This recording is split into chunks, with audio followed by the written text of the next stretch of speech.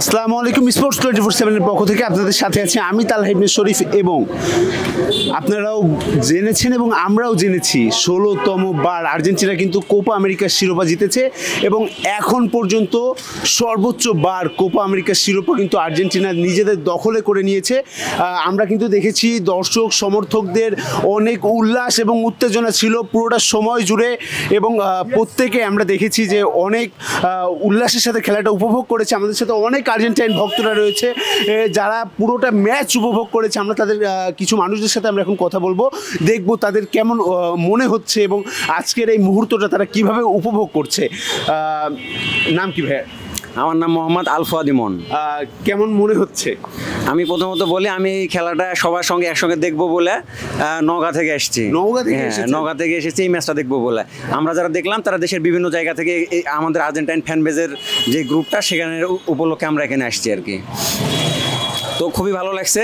আজকে প্রথম হাফটা মানে ওরা খুব বাজে ট্যাকেল করছে, আমাদের ম্যাচ ইনজুরি হয়েছে, সেকেন্ড হাফে উঠে গেল।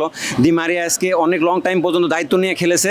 তো শেষের দিকে যে আমাদের ছেলেরা ম্যাচ বের করে নিয়ে আসবে এটা আমাদের ভরসা ছিল যে তারা যাই হয়ে যাক ম্যাচটা হাতছাড়া করবে না। এরা ম্যাচের জন্য জিততে চাইবে কারণ সে ইনজুরি হয়ে উপরে উঠে গেছে। তাকে কতটা রাফ ট্যাকেল করা হয়েছে সেটা আপনারা সবাই দেখেছেন। সে ইনজুরি নিয়ে উঠে গেল, তারপর ছেলেরা দায়িত্ব নিয়ে ম্যাচটা শেষ করে রেজাল্ট বের করে নিয়ে আসছে। ওটামেন্ডি দি মারিয়ার শেষ ম্যাচ ছিল, দুজনেই নাম ছিল মাঠে।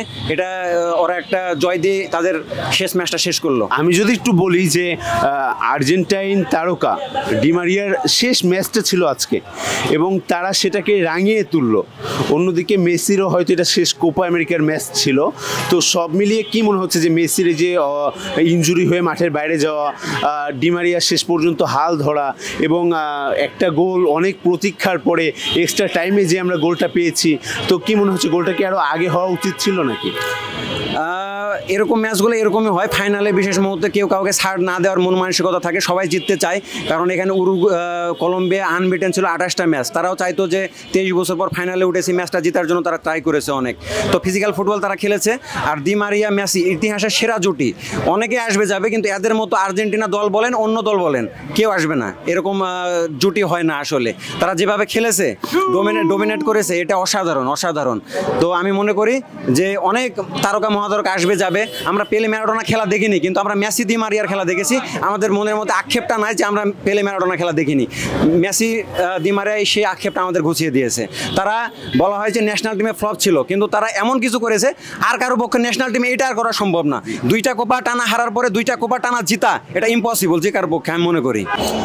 দর্শক, আমরা কিন্তু চলে এসেছি আরও একজন ভক্ত বা সমর্থক, যাই বলি না কেন কোনো কিছুই বৃথা যায় না। শেষ পর্যন্ত আর্জেন্টিনা তারা নিজেদের জায়গা থেকে তাদের ভক্তদেরকে আবারও খুশি করে তুলেছে এবং সেই আবেগে সেই রঙে কিন্তু রাঙিয়ে তুলেছে প্রতিটা ভক্তকে এবং প্রতিটা ভক্ত উল্লাস এবং আমেজের একটা আভা নিয়ে কিন্তু তারা ফিরে যাচ্ছে। তাদের এই ভোর থেকে অপেক্ষা করার প্রতীক্ষা তারা শেষ করেছে এবং একটা বিজয়ের মাধ্যমে কিন্তু তাদের খেলাটা শেষ হয়েছে। আমি আরেকটা সমর্থকের কাছে শুনে নেব তার কি মনে হচ্ছে আজকের ম্যাচটা ঘিরে, কি মনে হচ্ছে? আজকের ম্যাচে অনেক এক্সাইটেড ছিলাম কারণ ডি মারিয়ার শেষ ম্যাচ। হয়তো মেসিরও এখনও মানে কিছু জানাই নাই, তার হয়তো কোপা আমেরিকায় তার এটা শেষ ম্যাচ বা ওয়ার্ল্ড কাপ 26 ওয়ার্ল্ড কাপ খেলতেও পারে, তার কোনো নিশ্চয়তা নেই। তো এই ম্যাচটা ঘিরে অনেক আশা ছিল যে এই ম্যাচটা আমরা জিতবো। ডি মারিয়াকে মেসিকে নেক্সট মানে টানা আমরা 4টা ট্রফি জিততেছি, world cup, Finalissima, Copa America, again Copa America and continued. আশা করি নেক্সট ওয়ার্ল্ড কাপ ফিনালিসিমা ইনশাল্লাহ আমাদের হবে। ম্যাচটা জিতে আমার খুবই ভালো লাগতেছে কিন্তু কলম্বিয়া ফার্স্ট শুরু থেকেই মানে রাফ ফুটবল খেলতেছিল, মেসিকে ইনজুর করে দিল। মেসির কান্নার দৃশ্যটা খুবই মর্মাহত করেছে, এই জিনিসটা আমি খুবই মর্মাহত করেছে বিষয়টা। যখন মেসির কান্না দেখছি তখন আর নিজেকে কন্ট্রোল রাখতে পারি না। ওই জন্যই আমার ওই টাইমে মনে হয়েছিল যে ম্যাচটা আমাদের জিতা দরকার, অবশ্যই জিতা দরকার।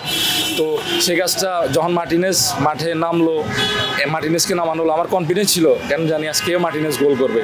এই কোপা আমেরিকার সর্বোচ্চ গোল স্কোরার মার্টিনেজই। সো মার্টিনেজ প্রত্যাশা পূরণ করেছে। মার্টিনেজ 113 মিনিটে গোল করে আর্জেন্টিনার জয় নিশ্চিত করেছে।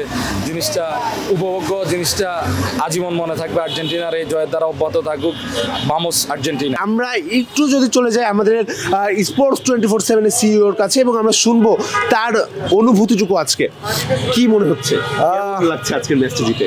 এই আজকের ম্যাচ দিয়ে আমি ছোট্ট একটা কথা বলতে চাই, সেটা হচ্ছে যে একটা ম্যাচ জেতা স্ট্রাইকাররা যেমনটা ম্যাচ জিতিয়েছে লাউতারো মার্টিনেজের গোল, বাট একটা টুর্নামেন্ট জেতায় ডিফেন্ডাররা।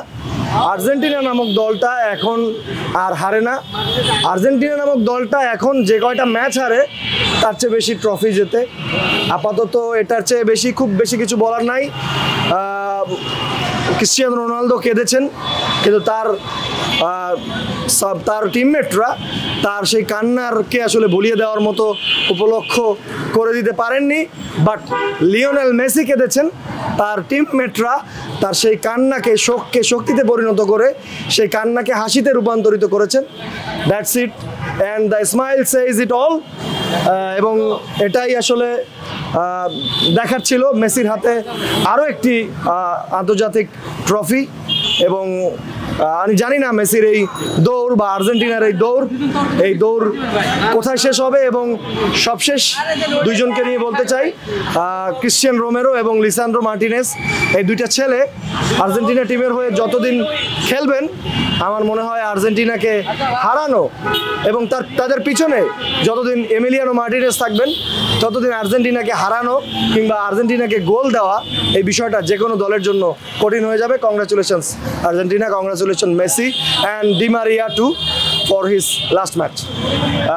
দর্শক, আমরা কিন্তু এতক্ষণ বিভিন্ন সমর্থক এবং স্পোর্টস 24/7 সিইওর কাছ থেকে শুনছিলাম তাদের মনের কথাগুলো এবং আজকে ম্যাচটা ঘিরে তাদের কি মনে হয় সেই বিষয় নিয়ে। আপনাদের সাথে এতক্ষণ পর্যন্ত ছিলাম আমি তালহা ইবনে শরীফ, স্পোর্টস 24/7 পক্ষ থেকে। পরবর্তী ভিডিও দেখার জন্য নজর রাখুন স্পোর্টস 24/7 অফিসিয়াল ফেসবুক পেজ এবং ইউটিউব চ্যানেলে। ততক্ষণ পর্যন্ত সুস্থ থাকুন। আসসালামু আলাইকুম।